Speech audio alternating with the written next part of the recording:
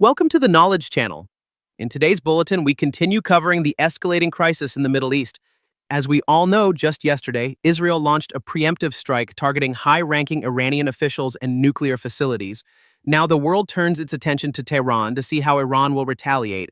This is not just a matter of national pride, but a question of Iran's very survival in the Middle East. Supreme Leader Khamenei declared that Israel would pay dearly for its audacity in attacking Iran. In response, Iran raised a red flag over the Jamaran Mosque, a centuries-old Shia tradition symbolizing unjust bloodshed and the necessity of revenge. Simply put, Iran vowed retaliation. And in less than 24 hours, Iran launched a massive counterattack involving hundreds of missiles and drones targeting military bases, weapon depots, and even the Israeli capital, Tel Aviv. Air raid sirens echoed across every corner of Israel. Ironically, the Israeli government accused Iran of deliberately targeting civilians in its retaliation and called on the world not to remain silent about the barbarity. But just the day before, Israel had bombed residential areas, causing heavy civilian casualties without any remorse. Now they cry foul. Mapping the strikes shows that Iran's drones and missiles covered the entire territory of Israel. Even with U.S. support in intercepting the attacks, Tel Aviv was reduced to ruins. This situation exposes where U.S. priorities lie. Even if America falls into ruin, it will not let Israel be destroyed. Nearly the entire U.S. Navy fleet has been deployed to the Israeli coast to assist in missile defense, but it seems their efforts were in vain. Tel Aviv is now unrecognizable. Even the Iron Dome defense system, working at full capacity, proved overwhelmed and ineffective. Israel has reportedly requested certain videos showing this failure be taken down, fearing reputational damage. This single Iranian strike penetrated joint Israeli-U.S. defenses and devastated Tel Aviv. Despite maximum effort, only a limited number of missiles and drones were intercepted. The visible destruction throughout the capital is reminiscent of Gaza, not Tel Aviv. While Israel claims Iran struck civilian targets, Iran insists their strikes were aimed at Israeli military bases, arms depots, and locations housing high-ranking experts. Even Israeli media admitted this was the most extensive attack from Iran ever. Independent reports reveal that Israel's National Defense Center in Tel Aviv, where officials, including Netanyahu, often seek shelter during military operations, was directly hit.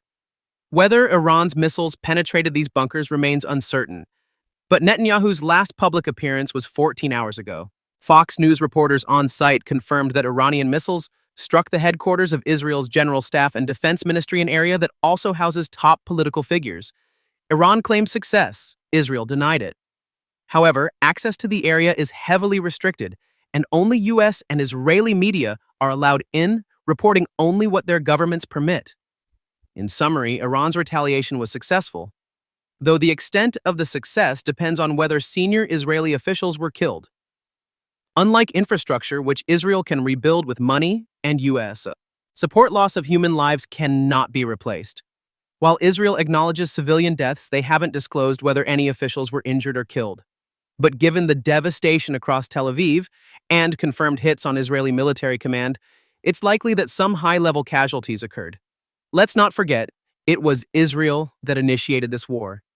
They shouldn't be asking for the world's sympathy now. Russia also condemned Israel's logic of calling its attacks self-defense as absurd. While all nations have the right to self-defense, Russia argues that Israel's actions were acts of aggression in violation of international law and the UN Charter. According to Russia, Israel's attack was a dangerous provocation that could lead to severe regional and global consequences. Clearly, Russia is siding with Iran, which isn't surprising.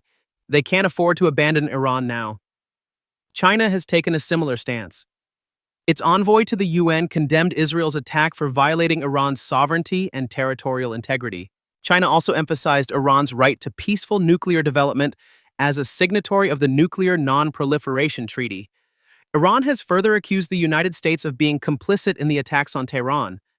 They claim the U.S. is sabotaging diplomacy and pushing the region toward a large-scale conflict. Iran now sees nuclear negotiations with the U.S. as meaningless and declares it will not allow the Zionist regime to violate its territorial integrity. Following Iran's retaliation, Israel immediately launched another wave of attacks on Tehran and other regions. This time, Iran's air defenses responded more effectively. intercepting many incoming drones and missiles. However, explosions and fires were reported at the Mehrabad airport. Unverified sources suggest that at least one Israeli F-16 and one F-35 fighter jet were shot down by Iranian defenses. Photos from the scene suggest parts of a downed F-35, and Iran claimed they also captured the pilot. Another video shows wreckage that closely resembles an F-16, also brought down by Iranian air defenses. This indicates that while the first Israeli strike, likely with U.S., help caught Iran off guard, the second wave was met with much stronger resistance. There are also indications that Israel suffered significant losses in this second wave and has paused to reassess its strategy. Based on available evidence, Israel may be relying exclusively on F-35s, not F-16s, which would make any F-35 loss far more costly. The success of Israel's first strike may have been aided by the U.S. diverting Iran's attention with calls for diplomacy, while secretly supplying at least 300 missiles to Netanyahu's administration, confirmed by independent Western media. This places the Trump administration not as a bystander, but a key conspirator. After the initial strike on Iran, Trump openly bragged about the plan, saying, "We gave them a chance and they didn't take it. Iran was hit very hard, very, very hard, and more will come." This clearly shows that the attacks on Iran serve a deeper political agenda, possibly a regime change. An article on Reuters titled, "Israel's Attacks on Iran Hint at a Greater Ambition Regime Change," suggests the goal is not only to disrupt Iran's nuclear program, but to overthrow its government. In his speech 14 hours ago, Netanyahu addressed the Iranian people directly, claiming Israel's goal is not to fight the people of Iran, but to free them from a brutal regime. He called this operation Lion's Dawn, saying that top military commanders, nuclear scientists, enrichment facilities, and a large portion of missile stockpiles had been destroyed.